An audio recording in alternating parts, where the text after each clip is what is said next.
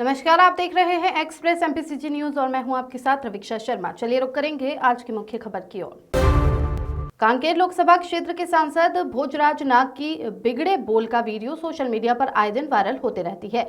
बीते 9 फरवरी को सांसद ने भानु प्रतापपुर टीआई रामेश्वर देशमुख को बीच सड़क में जमकर हड़काया और वसूलीबाजी तक का आरोप लगा दिया, जिसे लेकर आक्रोशित पुलिस परिवार बड़ी संख्या में रिपोर्ट दर्ज कराने आज थाने पहुंच गए।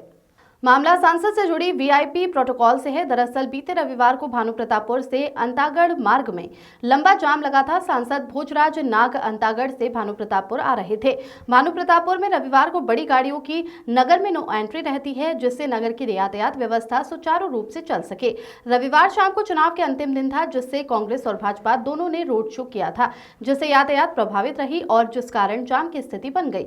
अपने निवास से भानु प्रतापपुर आ रहे सांसद भोजराज नाग सड़क पर लगे जाम को लेकर नाराज हो गए और उन्होंने उनके खिलाफ रिपोर्ट करने के साथ अवैध वसूली के आरोप लगाए, जिसे लेकर संयुक्त पुलिस परिवार ने नाराजगी जताई है। संयुक्त पुलिस कर्मचारी एवं परिवार कल्याण संघ के प्रदेश अध्यक्ष उज्जवल दीवान के नेतृत्व में पुलिस परिवार के सदस्यों के साथ मिलकर पुलिस थाना भानु प्रतापपुर में सांसद के खिलाफ एफआईआर कराने की मांग की है और कहा कि सांसद भोजराज नाग भानु प्रतापपुर टीआई रामेश्वर देशमुख को माफी मांगे, अन्यथा आचार संहिता खत्म होते ही पुलिस परिवार सड़क की लड़ाई लड़ने को मजबूर हो जाएंगे। रिपुदमन सिंह बैस की रिपोर्ट। सांसद के खिलाफ रिपोर्ट दर्ज कराने आए हैं, क्या मामला था और क्या चाहते हैं आप? जी, जैसे 9 तारीख को आप लोगों ने देखा होगा कि सांसद जी ने यहाँ के भोजराज नाग जी जो हैं वो थाना प्रभारी भानु प्रतापपुर को कितने असभ्यता से बात कर रहे थे और उनको रिश्वतखोर बोल रहे थे, वसूलीबाज बोल रहे थे, अपने आप को वीआईपी बता रहे थे। देखिए सर, सबसे पहली बात तो ये है कि अभी आचार संहिता लगी हुई है, वीआईपी कल्चर खत्म हो चुका है और भारत के प्रधानमंत्री जी ने और केंद्रीय गृह मंत्री जी ने स्पष्ट बोला है कि वीआईपी कल्चर को हमको देश से खत्म करना है। फिर भी वो अपने आप को वीआईपी बता रहे थे। उनको जेड सिक्योरिटी प्राप्त है तो जेड सिक्योरिटी वाले को 3 घंटा पहले सूचना देना रहता है। क्या उन्होंने सूचना दिया था थाने में कि हम इस क्षेत्र से गुजरेंगे, हम ऐसा जाएंगे? दूसरा, वसूलीबाज बोलने की उनकी हिम्मत कैसे हो गई? क्या प्रूफ था उनके पास? वो प्रूफ देंगे। यदि वो प्रूफ नहीं देते हैं तो जनता के सामने बिल्कुल थाना प्रभारी से और पूरे थाना स्टाफ से, भानु प्रतापपुर से और पूरे छत्तीसगढ़ पुलिस से माफ़ी मांगेंगे। अगर माफ़ी नहीं मांगेंगे तो जैसे ही आचार संहिता खत्म होगी, संयुक्त पुलिस कर्मचारी एवं परिवार कल्याण संघ उनके खिलाफ मोर्चा खोलेगा। पूरे भारत देश में इसकी आवाज़ जाएगी, आपको मैं बता देता हूँ। और दूसरी बात, जो उनके समर्थक आए थे, जो थाने के अंदर बोल रहे थे कि पुलिस कर्मियों को खड़े कराकर मैं झापड़ में मारूंगा, तो मैं उसको बता देना चाहूँगा कि उसके खिलाफ तो एफआईआर होगी। उसमें साथ दिए हैं सांसद महोदय, तो सांसद महोदय का भी उसमें एफआईआर होगा। और भोजराज नाग जी को स्पष्ट आज यहाँ मीडिया के सामने बोल के जा रहा हूँ, अगली बार वो कोई भी चुनाव लड़े, चैलेंज करता हूँ, उनको जीतने नहीं दूंगा। और एक तो उनको मेरे लग रहा है कि उनकी हरकतें देख के भारतीय जनता पार्टी उनको टिकट नहीं देगी, और टिकट कहीं से भी मिल जाए भारत में, कहीं से भी। मैं उज्जवल दीवान स्वयं बता रहा हूँ, संयुक्त पुलिस कर्मचारी एवं परिवार कल्याण संघ का अध्यक्ष, कि भोजराज नाग जी को अब कोई भी चुनाव नहीं जीतने दूंगा। तो आप लोग क्या चाहते हैं कि उनके खिलाफ एफआईआर दर्ज हो, माफ़ी मांगे? जी बिल्कुल, माफ़ी मांगनी चाहिए। आज देखिए, जिस थाना प्रभारी को वो बोल रहा था, उसको सोचना चाहिए। 100 से ज़्यादा एनकाउंटर किए हैं, 60 से ज़्यादा नक्सलियों को मारे हैं वो थाना प्रभारी। राष्ट्रपति पदक, वीरता पदक से सम्मानित हैं। राज्य सरकार उनके नाम का तमगा उनको लगा के देती है, और उसके बाद में आप उनको बोल रहे हैं, असभ्य भाषा का प्रयोग कर रहे हैं उनके साथ, और वो बेचारे शांति से आपसे बात कर रहे हैं, सर का आपसे बात कर रहे हैं, और आप उनको चमका रहे हैं, उनके थाने में आके चमका रहे हैं। तो सर, ऐसा तो नहीं होगा। एक कौन बोला था कि टीआई को झापड़ से मारेंगे, कौन शख्स थे? जी, वो तो सांसद महोदय के साथ जो आया था, उनका कोई जैन करके बता रहे हैं, अभी तो मेरे को क्लियर नहीं है, लेकिन वो जो कोई भी होगा, सीसीटीवी फुटेज में तो आएगा ना सर थाने के, फिर वहाँ से क्लियर हो जाएगा फिर वो कैसा किसको मारता है। और ये गुंडागर्दी अब हम नहीं सहन करेंगे।